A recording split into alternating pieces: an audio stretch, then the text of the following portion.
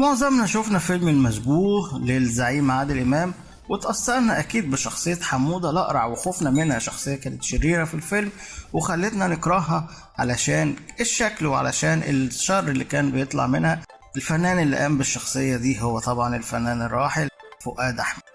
فؤاد أحمد اللي بيعتبر من أهم الفنانين اللي قدموا أدوار الشر في السينما المصرية. كان اشتهر مع عادل إمام برضو في فيلم 5 باب وخلي بالك من عقلك. أسرار وحكايات في حياة النجم الراحل الكبير اللي توفى أعمى، ولكن كان ممثل برضه وهو أعمى من غير ما حد يعرف، الفنان الكبير فؤاد أحمد.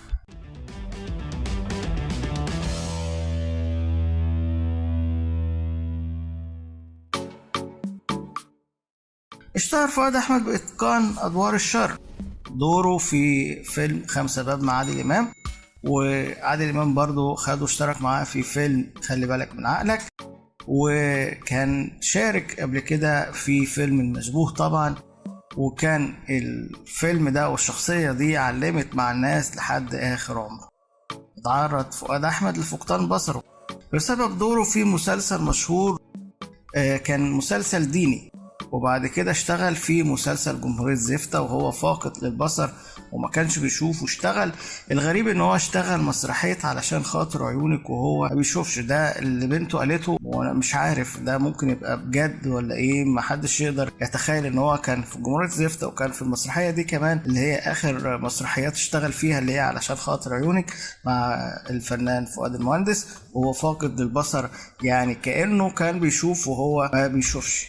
كانت بنته بتقول ان هي كانت بتعرفه الخطوات وبتقرا له السكريبت، وكانت بتبقى معاه هي ومساعد ليه وهو بيحفظ بس، وهو كان بيشتغل طول ما الحاجة في مكانها فبيفضل بيشتغل ومحدش بياخد باله ولا حد يقدر يلاحظ ان هو مش شايف. الغلطة دي كانت غلطة في مكياج في مسلسل ديني. حاول بعد كده ان هو يتعالج ولكن قدر الله ما شاء فعل، وفعلا توفى وهو فاقد البصر.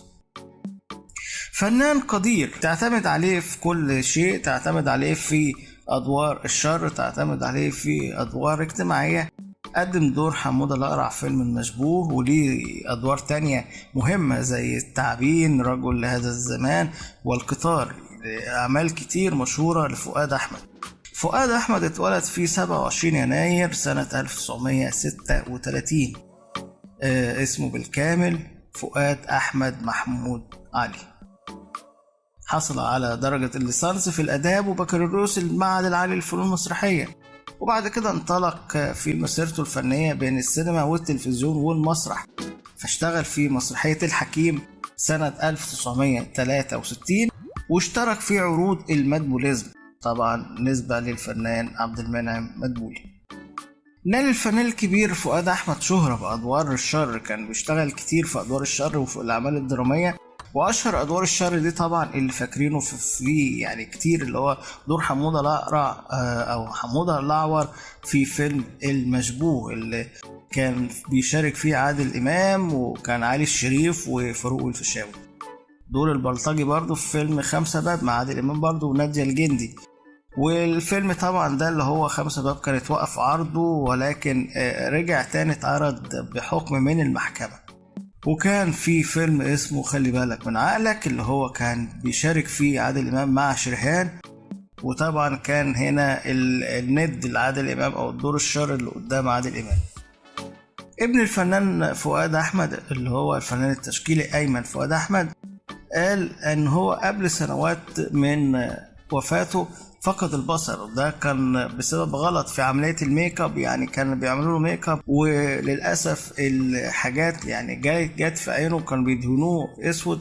كان بيعمل شخصية همان في مسلسل محمد رسول الله، وبيقول ان ابنه ايمن بيقول ان هو لما والده حط المكياج بنفسه كان حط بطريقة غلط، فحط كتير من القطران على راسه، فالقطران ده سد الشعيرات الدموية بالراس ووقف وصول الاكسجين للمخ، ولما ترش دوكو كمان على وشه فصاب بالعمى بشكل مباشر، ولكن فضل كده يعني أيمن كمان بيقول هو والده هو أول فنان حلق راسه بالكامل من أجل دور، يعني هو كان بيحب شغله جدا لدرجة إن هو كان ممكن يضحي بشعره عشان دور، مفيش مشكلة.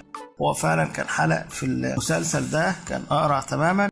وهو برضو أول ممثل سجل دوره كله على شريط كاسيت، وكان بيسمع الدور طول اليوم عشان يحفظه ويتدرب عليه ويشرب الشخصية عشان يتقمص أكتر، من ما تفلتش منه ملامح الشخصية اللي جواها، الشخصية النفسية اللي جوا دي جواها الشخصية نفسها. وكانت مراته بتصمم له اكسسوارات الملابس اللي كان بيلبسها، وكانت بتختار معاه كل تفاصيل دور بيأديه.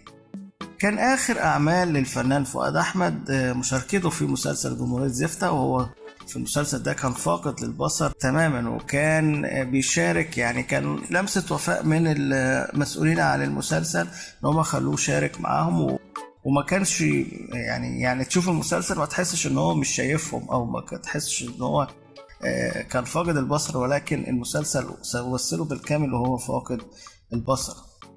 في آخر مقابلة صحفية أجراها قبل وفاته قال المسؤولين بعتوه يعني من 10 سنين لإجراء فحوصات على القلب رغم إنه بيعاني من العمى، يعني هو عنده عمى فبعتوه يعمل فحوصات في القلب.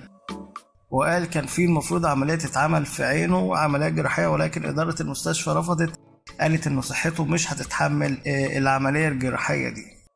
وللأسف قدر الله وما شاء فعل، وتوفى الفنان فؤاد أحمد في 2010 بمستشفى النزهة الدولي، وكان عمره 74 سنة بعد صراع من المرض، وطبعا تجاهل من المسؤولين، وطبعا التجاهل ده بيقتل الفنان قبل ما يموت جسديا.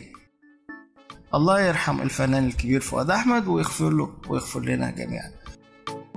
متابعين الكرام، متابعين أخبار المشاهير، ده كانت حكاية الفنان الكبير فؤاد أحمد وحكايته مع فقدان البصر، والحكاية اللي كتير كانوا حابين يعرفوها. بإذن الله إن شاء الله لسه في حكايات كتير، لسه في حكايات كتير للمشاهير. لو لسه مشتركتش يا ريت تشترك وتفعل زر الجرس، واستناني بإذن الله الجديد واللي جاي يبقى أحلى. دايما أشوفكم بخير أعزائي، والسلام عليكم ورحمة الله وبركاته.